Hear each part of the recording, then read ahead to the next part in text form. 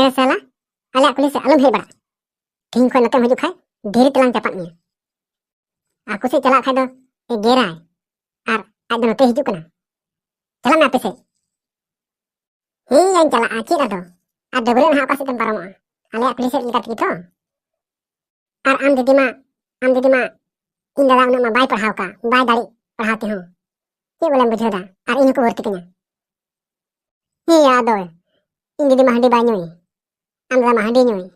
मा ऐसा लागे अति फुटे ना बोले ही याद कोड़ा हड़ मा हंडी मा को नुई गी आदो आम चम कोड़ा खादे बाम नुई गी हां